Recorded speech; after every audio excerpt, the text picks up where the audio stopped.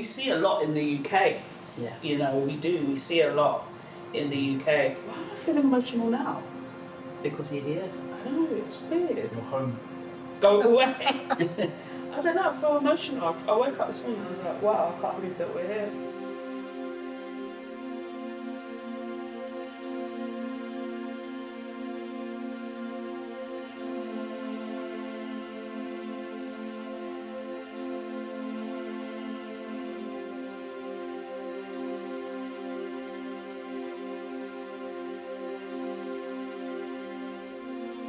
I can't lie, I had a cry this morning already. Yeah.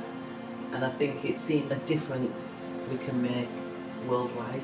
Yeah. I know the difference that we've made in the UK, but to sort of go in a different country now and everything else, it's wow. It's going to be an emotional trip.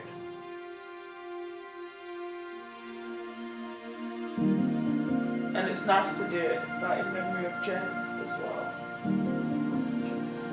I can see a smile. I can just see a smile right now. Yeah. Yeah. I do believe, you know, unfortunately, physically, we're not here, but keep our memory alive. Yeah.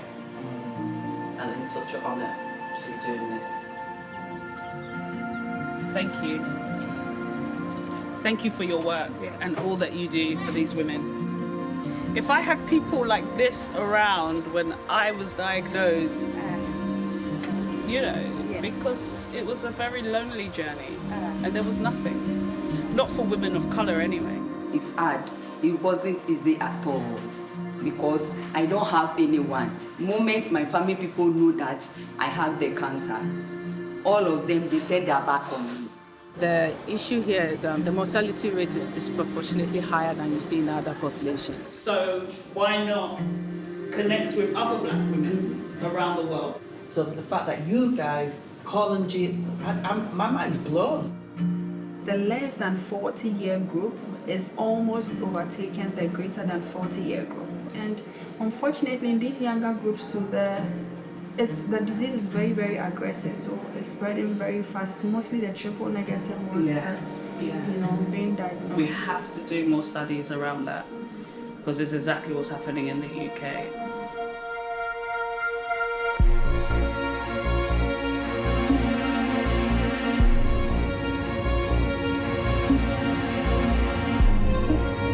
My name is Leanne Perot, and I was diagnosed with breast cancer in 2016 at 30 years old.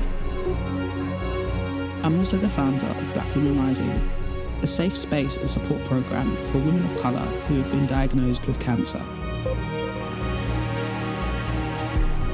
We want to understand the barriers that African women face in being diagnosed sooner, recognising signs and symptoms, going for screenings, access to cancer treatment, and most of all, emotional support. We're starting in Ghana.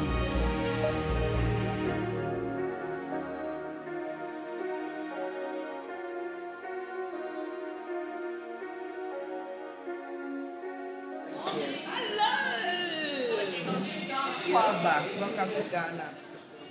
So we've got Breast Cancer Society of Ghana, we've got Breast Care International, we've got Safe Haven Support Centre, and then we're going to go and see Sonotec as well. And every single organisation gets 30 bras, so we're giving everybody 30 bras, plus magazines and other support. At the visit. So this is the thing. This is quality. It's a small amount of work, but it's quality, and it's not about quantity. Let's see the capital. Yeah, larger, less is more. Yeah, completely get that. Thanks, Sam. Bringing us back, because that's the thing, you can't do too much, and actually the impact is bigger if you do it. Yeah, it is. And it is us also asking them what they need, but them also being able to stand up in front of everyone saying, this is our need, this is what we need. We need more support, we need this, blah, blah, blah. Yeah. So that's what it is. And even from our end, we're going to be honest as well about what our struggles are. And okay, the one problem that you guys don't have, which we have over there, is race. The problem with race. Yeah. And that is probably the biggest barrier. I would say the biggest. It's quite 50-50 to be honest, because I think in our communities we marginalise these illnesses and things like that, when people feel that they can't speak out, and then people are like go natural and all these different things when they get diagnoses. Let's keep it in the family, let's not speak about it. So all this stuff. The trauma that comes with it. The trauma is devastating and life-changing. So I think that we need to use the opportunity to talk about that. I think the challenge here is more financial. So that's it, yeah. So we haven't got the race issue, but we've got the financial. Yeah, I think that's what I'm noticing. You don't tell anybody. And, people self-medicate, they do all sorts of things, they misdiagnose. It's sort of like you being, once you're diagnosed, it's like a shame. Yeah. It's like, exactly. and the and it creates a self-blame, right? Yeah. I think just on the bra thing, I think another thing they could do is set up something in one of the hospital organisations where people can come. Yeah. And then we continuously supply, so you could maybe order and then you can book it out. Yeah. You could easily, fund someone to be there. The foundation should allow their marketing to do that. You're right. Yeah, so it could still be like from the rising, provide, but it will be within that organisation. So women can come there or wherever, and actually they can access. On it. Yes. We are pushing the agenda. We're changing the narrative. Yeah. Breast Cancer Society of Ghana is an organisation formed of medical professionals, researchers, scientists, advocates and breast cancer survivors. Wow. This is Sharon. Hello. Gina's a breast cancer survivor as well. You're very welcome. Yes, I'm so happy to be here. You're like us. You're a cancer survivor, you're a patient advocate, and you're working in the space. As it is with many others, my life came to a pause and I just had to concentrate on how to navigate through to survive. And I am here, it means I'm alive and I survived. And I felt that I could also do something a little more or a little different just to support the cause, and so at least to give others the chance to also survive as I did, because I was very much assertive. Once I was diagnosed, I started searching for information from the right places, actually, because if you want information, I get it anywhere. So that's where I decided to step in to close that gap as a face of survivorship. I used to volunteer at the breast care unit. I'll be there to encourage those who are newly diagnosed. It's not easy. And then those who will have to accept their treatment plans, especially if it involves chemotherapy and mastectomy. And so I was there, and so it's like I become that epitome of hope that, well, it's survivable, because for most of them, I would have to take my shirt off to show them my scar before they even believe that, oh, it's true that I mean, that has been it, and I have found my own healing in trying to help others through their healing journey. Find my own strength, trying to strengthen others, and that has been it since 2019. Wow.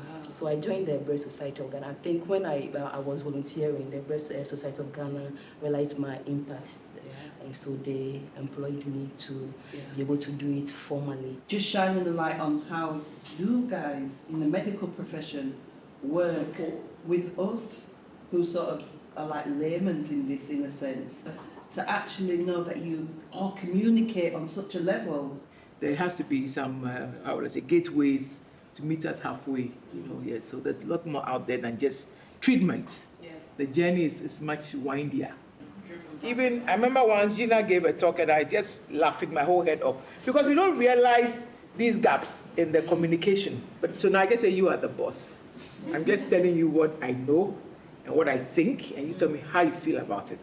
And you give it back to them in the driver's seat. Gina was talking about the mortality rate. And one of the reasons is because we have people coming so late. They will come with metastatic disease, and at that point, it's only palliation. Before they actually come, their main fear is the surgery. They don't want to lose their breast.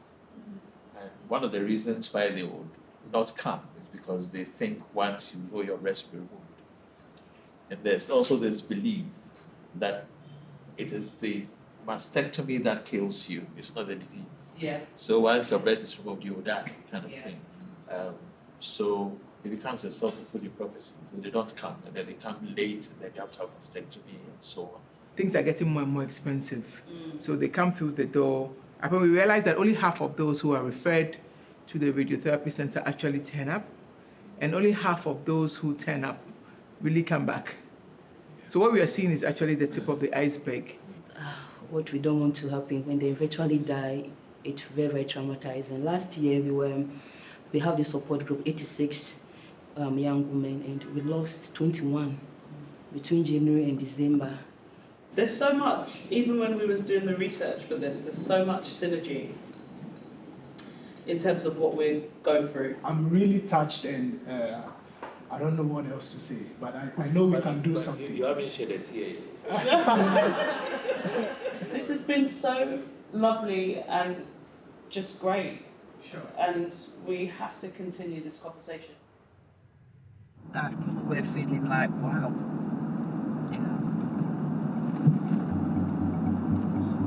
Yeah, same. I'm very, very, very inspired. Did you say you're tired, Lee? Inspired. Oh. Yeah, really inspired. Really inspired about what I've seen. On our second day, we leave early on a 6-hour drive to Ghana's second largest city, Kumasi. We're meeting Dr. Beatrice Wiafi-Adai, Ghana's first female general surgeon and founder of Breast Care International. Which organisation does she run? Breast Care International. So she runs Breast Care International, yeah. It's quite interesting because she is also a surgeon. So she has patients and runs hospitals, and I think there's 2 hospitals. I think there's one here and one in Accra that she has, 2 hospitals. Okay. That seems to be a running theme here, that it's the surgeons. Yeah, very much in charge of. Involved. Yeah, that's true. Yeah, very true. I think what is driving them is awareness, because if they're surgeons, they're probably seeing a lot of people coming in at a later stage, and at an avoidable stage. So it shows that they're probably thinking, well, we need to raise awareness about this, because what we're seeing, can you imagine, they're probably seeing more than any of us put together. But also recognising in our communities how much it's not. The barriers. What we do probably just touches the surface in terms of what they see on a daily basis, because like I said, in the UK when I went to that nurses conference, and they just said, look, what do? We get women coming in and they're refusing treatment, or women, and then, you know, what do we do? And then people say it's our problem, but they're refusing treatment. They're saying that God will cure them. These are what they're seeing on a day-to-day basis, you know.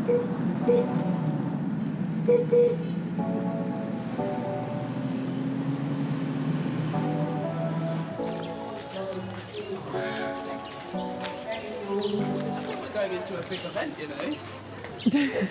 Yeah. Oh, wow.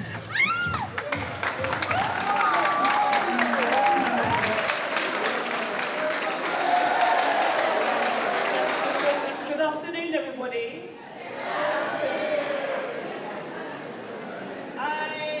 My name is Leanne, and I came from London in the UK 2 days ago.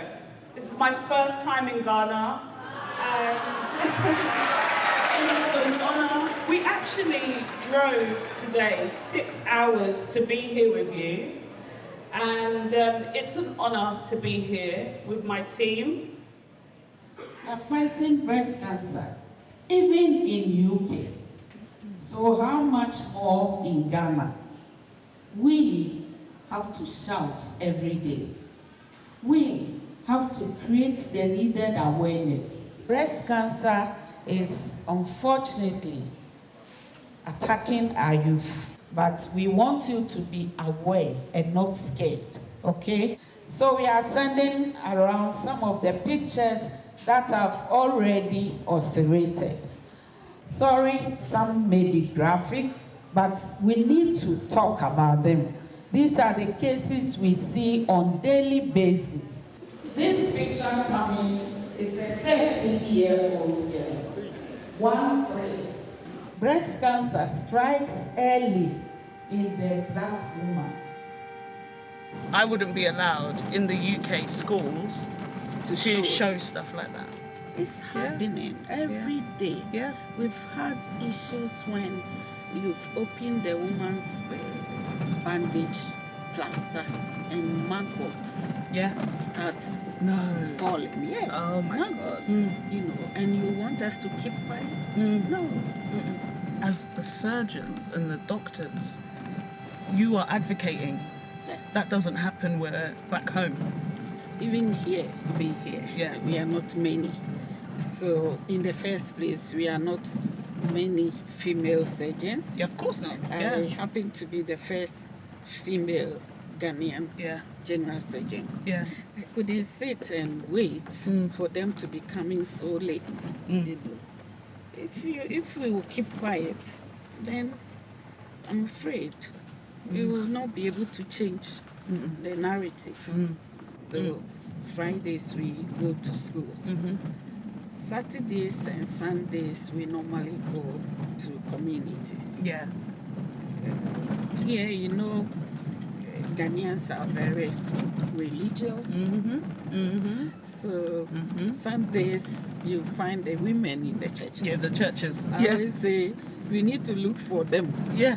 And one of the places you can get them is in the church. Is in the church. Yeah. You spoke a little bit about it there, about the religious aspects, when people can say stuff like, you know, God will cure you, let me give you something natural, let's pray, let's go on a prayer fast, you know. Do you find that a lot? Because we find it a lot. A lot. That is our main headache. Yeah, that's... And they believe they are pastors. So when you tell them something, they want to go and ask their pastors. There are some pastors who bring the women from their churches when they report, and that is great. And so you have to look for such churches. Dr. Beatrice has taken us to visit the Peace and Love Hospital in Kumasi, where we meet survivors who received treatment and support from Breast Care International. Margaret, she have worked 1 year. I got Deborah 9 years. 11 years. Florence for 20 years of my life. This work changes lives. I'm so sorry for being emotional. They are so happy. Yeah, and we can send more. We can send so much more. So that's for you, for bringing them the mastectomy. Upon leaving the Peace and Love Hospital, I can't help but feel emotional and inspired at the same time. Emotional because I know these women have been through so much like I did. We'll be back. But inspired at their strength and their resilience, considering that some of these women made a 10-hour visit to come and see us. They're showing us a richness that some of us can only dream of. Absolutely. A lot of people are very clued up about all of that sort of stuff. The richness is the feeling and what's in here. But when she said today that they were giving people bus fare home because they had come and waited for us all day, and they're giving people bus fare home and food, and some women were from the northern region, so they were hours and hours away from home and lived in all the surrounding villages, you know, but they'd come there especially for that. Look at that, you know, that young girl dressed in her best clothes to come to see us, you know. Diagnosed with cancer at 13. Breast cancer at 13. But it's far beyond the cancer journey. Yeah, it's That's not the about connection. The cancer. Yeah, exactly. Of It's course. far beyond. Well, of course, it's everything. Yeah. Exactly beyond that. And I think that's important because I think that's the thing that's lacking. Is, as we know, you know, you get the cancer treatment and everything else, and then we're thrown into the wilderness. It's those kind of they've made lifelong connections that have given them a strength. Yeah.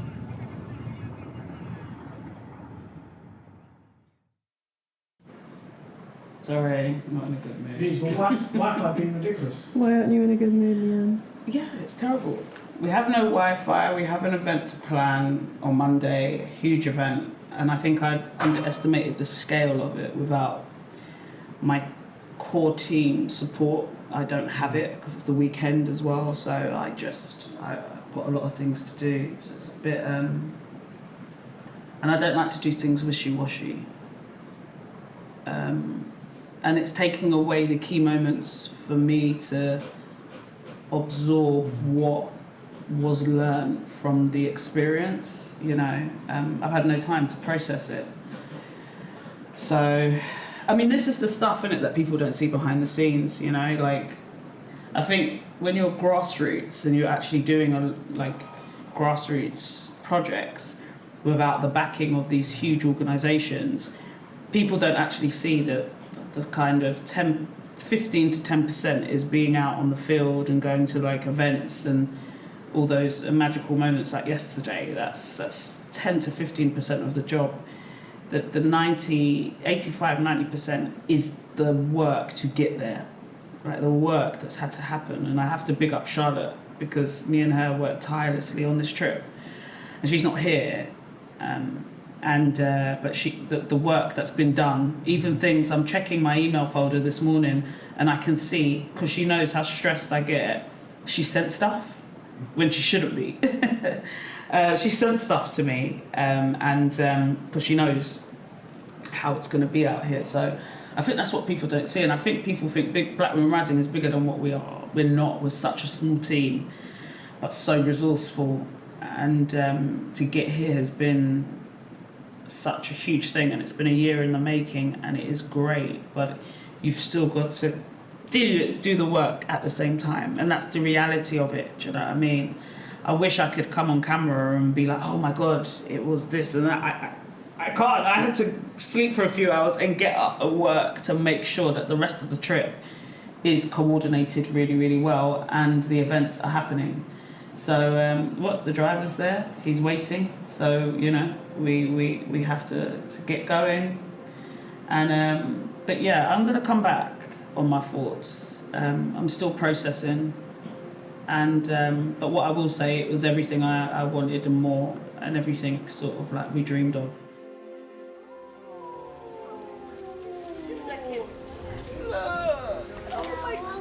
Oh, thank you! Oh my God! Wow! Look. Safe Haven is a support group not only for women currently undergoing treatment, but also for those who are now cancer-free. My sister, they are doing a lot. The moment that you step your foot in this room, They're taking care of you. Yeah. Even when you are sad, because friends don't want to talk to you because they think that when they talk to you, they will be affected. Yeah. It's hard. It wasn't easy at all because I don't have anyone. The moment my family people know that I have the cancer, all of them, they turn their back on me. My family, they were always telling me it's normal, but it will go away. But the thing was just growing big now. I've done something bad to someone. That is why I'm going through all those things. I felt assured like someone wants me to be okay. Why don't I assure myself like I also have to be okay? Thank you for welcoming us. The food, the flowers, the drinks, the warmth. I have two really, really important questions. Yeah. The first one is, do you have other, because we've met a few other organizations, do you work together? Not exactly. We don't really have other breast cancer that we work with here in Ghana. We are trying to get involved with the Ghana Breast Cancer Association so that at least we can also get help from them. Yeah. But it's not that easy. How can people support you? Financial donations, of course. Yeah. What other support can they give? We can get people donating their prostheses to us. If we can get to the manufacturers and get it at the discounted prices, that would be good because I think that really helps them with their image. They feel that they also have some kind of breast when they put their prostheses in there. So I think that is the biggest expense for us as an organization, like trying to raise money for that. Yeah. These are the local ones, but you see that they are more interested in the foreign. This is so it's not very affordable. No. This sometimes you get in bras when we purchase a bra, you know, even sports, you know. No, we need to get proper. Well, lovely to meet you, Kate. Everybody's been speaking so much about you and all that you do for them. What does this mean to you? What does your work mean to you? My work, it's so adorable to me.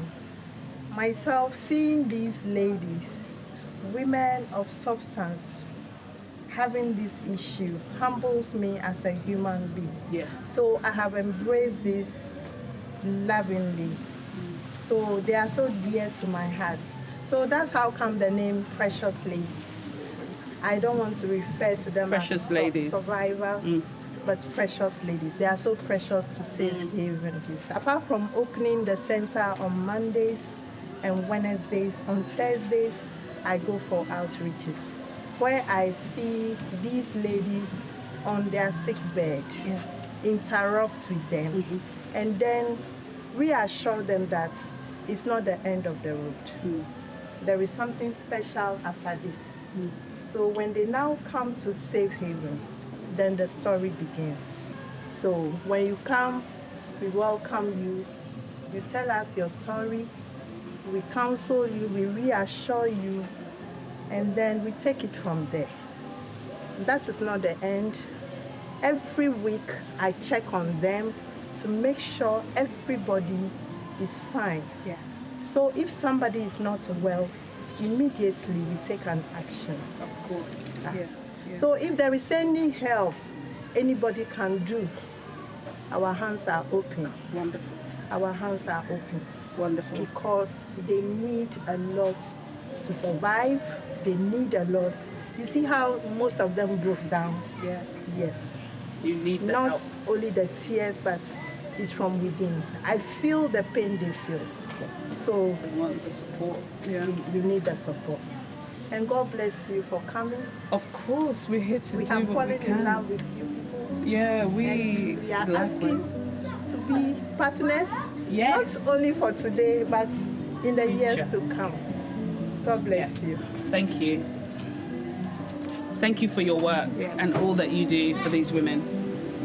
If I had people like this around when I was diagnosed, you know, because it was a very lonely journey and there was nothing. Not for women of colour anyway. So it's really inspiring to see the work that you guys do. So thank you for what you do for these women. Thank you for very thanking me, as my grandmother would say. Thank you for thanking me. I love that. Thank you. Thank you so much. My visit to Safe Haven really reaffirmed my own work that I do in the UK. Peer-to-peer support is so powerful. Lovely. Next up, we're visiting Solitech, a private medical practice and diagnostic centre, who are also leading the way when it comes to breast cancer awareness in Ghana. Dr. Grace, we finally meet. I know, right? I've been looking forward to this. Your name came up many times, Solitech came up many times from people saying that they had accessed services complimentary. One of the first patients we saw was someone who had breast cancer, finished initial treatment, was supposed to have gone back for follow-ups, and then she was lost to follow-up because of money issues and all that. And this side of the world, you know, people will not naturally come to the hospital if probably they are not in pain or, you know, I feel I'm not well, that's when I'll go to the hospital. But you know, by now, by the time you are not well with breast cancer, then it's already, you know, spread. So now the discussion started, how can we as Sonotech contribute to helping people get diagnosed early? Because if you look at the data, that's a problem here. Almost 70% of our people here are diagnosed at the late stages of the disease. How much is a scan here? Bilateral, I think 300 CDs. 300 CDs should be about... 300 CDs is £30. So that's how much an ultrasound here? Here at Sonotech. So that has... I know, right? I'm going to fly to Ghana for treatment. Okay, how much is a mammogram? 450. 450 cities. But our people cannot afford, you know. So if someone donated £3,000, that's 100 women having a scan. If someone donated £4,500, 100 mammograms. 100 mammograms. That would make a big difference. Can you imagine? Let's see what we can do. Because that's why we're here. We're here to build connection. You know, this is just the beginning. And this is the beginning to keep the connection going and continue to do some great things together. One of the things we are hoping to do is to also move outside the Greater Accra region. Yeah. So currently all our 3 branches are here, but even with that, we get people coming from all over. So we're looking at probably, moving out. The one thing I'm finding, even being here, is it's just reaffirmed to me what I'm seeing back home. Black women under 40 being diagnosed with breast cancer. So much younger now. So it's the picture is similar to what we're seeing here now. There was a recent retrospective study that was done here. I think it was published just in January this year. It studied data from 2016 to about 2021, and the less than 40-year group is almost overtaken the greater than 40-year group. And unfortunately, in these younger groups too, the disease is very, very aggressive, so it's spreading very fast. It's mostly the triple negative ones that being diagnosed, and because they are not being seen early, because sometimes we forget about them, say you are young, so they are also being diagnosed late, and you know how the prognosis is bad. We have to do more studies around that, because it's exactly what's happening in the UK. Most of the women that are coming forward, most of the younger women are presenting with triple negative. So we think that it's our responsibility to contribute to sending the right information out. Yeah. I think it's really lovely to see a private medical organisation support community and open up your doors. The heart of the Ghanaian people is big. Our research trip in Ghana has drawn to a close. To celebrate and commemorate all these new connections and exchanges, Black Women Rising are hosting an event at the British High Commission in Accra, bringing together all the organisations we've met on our trip and other prominent voices working in the breast cancer industry. Only been here for 5 days, by the way, in Ghana, and I have met some of the most inspirational people I have ever met in my life. Can we give a massive round of applause for the organisations that we visited? Thank you for sharing with us your stories. Thank you for being so open and so generous with your time. And thank you so much for the wonderful hospitality as well, because everywhere we went, we were fed, we were looked after. And that's the real Ghanaian spirit, right? Looking after each other. When I started my journey, and it makes me so emotional to say this, but when I started my journey, I met this wonderful woman who was not just, she was a few years older than me, but she took me on like a big sister. And we worked together on Black Women Rising. She volunteered, she stayed up late with me, she drank wine with me when things got stressful. And she spoke to me so fondly of Ghana and how much we needed to bring this project to Ghana. It was her dream to come and do this. So that is one of the driving forces of me being here today, is to bring her dream, to make her dream come true and bring this home to her. And I'm delighted to say that it is her cousin Priscilla. Where's Priscilla? There she is. Give her a massive round of applause. Who has helped me plan this trip from the beginning to the end, giving her time so generously to us, planning this whole trip. But also, I'm sorry, but they are my guests of honour this evening. Jen's parents, Theo and Gloria, are there in the back as well. So the next thing I wanted to say, guys, was I really wanted to hand over the floor, really. You've heard about myself, you've heard about what we do in the UK. Thank you so much. Fortunately, we haven't been able to put breast cancer on the highest pedestal in our country. When the woman is diagnosed with breast cancer, she's left to herself and her family. No social support system. No one seems to care. And we thought that breast cancer is not for the Black woman. Here, what we are fighting about is not only the poverty, but the stigma and the fear surrounding breast cancer. Those who are here today, please be the ambassadors for breast cancer. Talk about this. Let your friends, your relatives know that breast cancer is the #1 killer disease among women the world over. And for us Black women, it strikes earlier. We have a lot of the triple negative disease, which is difficult to treat. So we should rather focus on education, awareness creation, and demystifying this disease. If you catch the cancer at stage 1 in the developed countries like the US, the 5-year survival rate is 100%. If it's in Ghana, it's about 97%. It's still close to 100. And stage 2 is also in the 90s. Knowing very well that movement like this will result in resources that will help us to be able to help them through. If it's financial, I know where to turn to for financial. If it's proceeds, because most of them are afraid of losing their breath. If it's proceeds, I know where to. I just want to be able, beyond every doubt, to confidently assure them, because now we say any detection saves life. A person is detected early, and there's no money. There's no money. I just, not too long ago, I was told I had to sign some long form for a fund I solicited somewhere for one young, 22 years. She was diagnosed last Wednesday. She needs 3,000 Ghana cedis for her med workup. Unfortunately, her two came out equivocal, so she has to go for fish. That one too is 1,200. The chest, CT, and abdomen, 1,800 plus.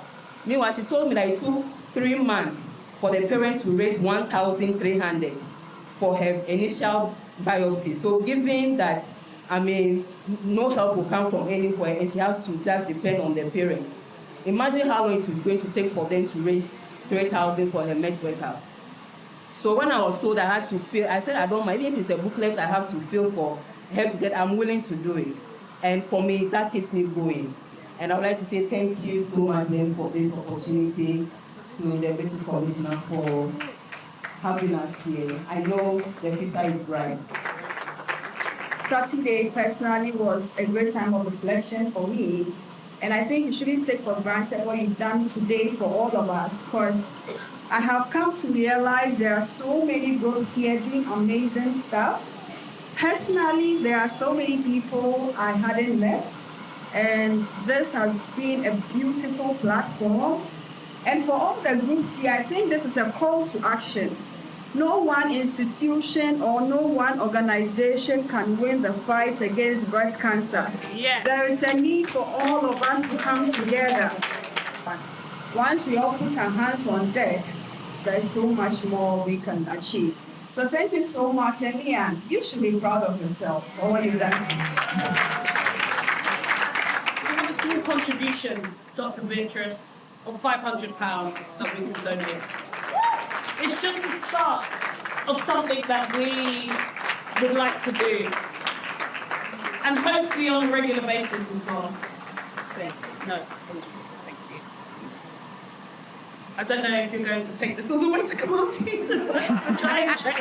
Survivors, come here.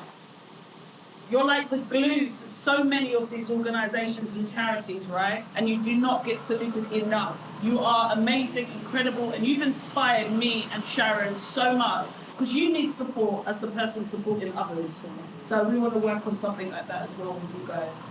I've also got, I work with Estée Lauder UK in the UK. So what an honour that they have made their way from South Africa to come here today for this event. Wow. I am both humbled and certainly inspired to be here with you this evening. Thank you, Leanne. The event gives us the opportunity to chat to 2 other people we really wanted to connect with on our trip. Pastor Fifi Agri-Buttons, who runs a support group via his church, and Dr. Lily Pemka, a cancer geneticist who's been part of a lot of the leading research in the USA and in Africa around black women and breast cancer. Hi everyone, my name is Fifi Agri-Buttons. I want to emphasize that doctors are gifts to humanity. So it's important that we do not play down the hospital. And so I will ask that for young pastors, let them begin to see reasons, understand what happens in our society, how we can get involved, and how we can also lead and get people to know that this is happening and this is the way out. It's an ecosystem. We must learn to work with them. Thank you. So my name is Dr. Lily Pemka. I'm a molecular geneticist, cancer geneticist in Ghana, based at the University of Ghana. Breast cancer is a complex genetic trait. So it's the manifestation or development of breast cancer, it's underpinned by genetics. A recent study has shown there's a genetic predisposition that's associated with people of African ancestry. So it explains why black women are more likely to have triple-negative breast cancer. Another issue with black women breast cancer is the fact that they get it earlier. So based on the studies that have been conducted here in Ghana, we happen to get it 10 years earlier than the Caucasian counterparts. Over 78% of genomic studies have been done in Caucasians, and in black people it's just about 2.4%, which is very low. Doing research in isolation, probably not enough. And I think a more immediate need is to raise awareness among Ghanaian women, because close to about 75% are diagnosed quite late when it's already spread, and then it drastically reduces the survival rate of these women. Like listening to survivors and knowing what they go through, that I never knew about. And not just physically, right? No, and I'm wondering what is happening in areas that in the rural parts. Could you imagine? We don't have the education and the awareness. Like, no, this is not the end. Oh, this is just the beginning. Jen was a daddy's girl. Yeah, she was. I like the word rising because it picks them up, to be knowledgeable about what's going on. And Jennifer, towards the end, she lived her best life. She wasn't sulking. Yeah. She never said, to the last minute, she was there calling friends. Yeah. She stood up, right? She did. And we're so proud of what she's doing. This is what it's about, right? It's using people's stories and their legacy to make change. And we would not have been out here and met these hundreds and hundreds of women if it wasn't for Jen.